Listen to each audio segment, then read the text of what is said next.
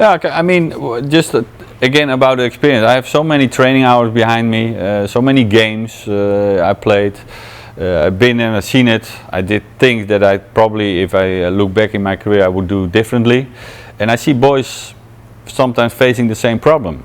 Sometimes the things that I thought was good, I saw that I would think, yeah, I would do it again. And I see that happening to one of the talents. Of course, I tell them that, and my experience, what happened with me. But also things that I saw what happening with me that I would totally do different now. I would give them that advice because I have that experience. And I was last week, I was with one of the coaches, and I said, are we asking too much for those like under 17 or 16 or 15? Are we saying too much? Do we want too much already from them?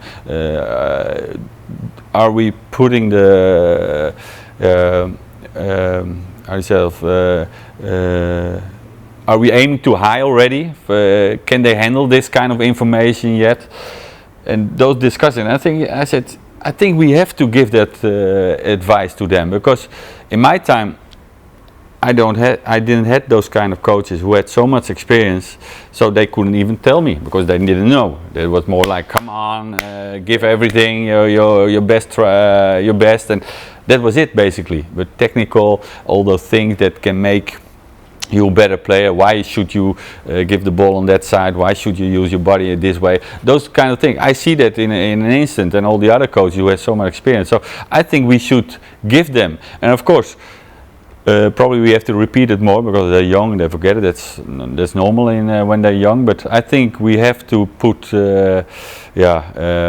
our aim very high. No, I mean tactical, like if we do a possession game, like we want to have the patient on the ball, because if it long stays 0-0,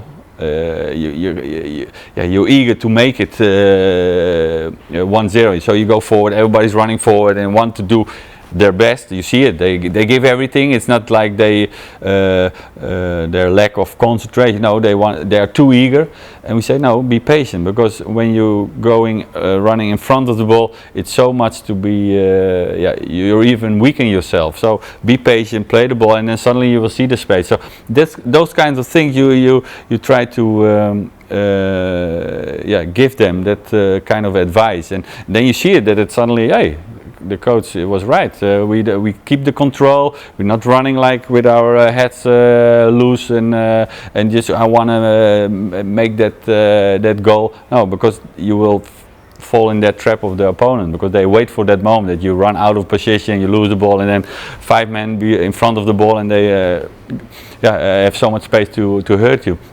Those kind of things, because you've seen it. I played against so many teams who are just playing defensively and just waiting on that moment. We're always the better team, and but you have to be patient, because if not, you fall in that trap. And that's what we try to give them that advice. And but also like moments that you think like realize what it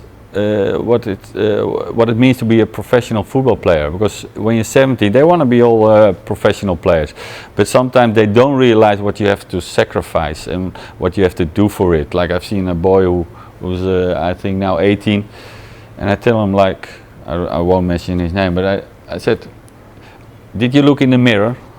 Because if you look in the mirror, you must tell yourself that you should be already in the first team of Ajax. You should already be there. With your quality, no doubts. I said, with the quality that you have, I didn't have. But you're still like, not even close. But with the quality, you should be there. And if you see your opponent, your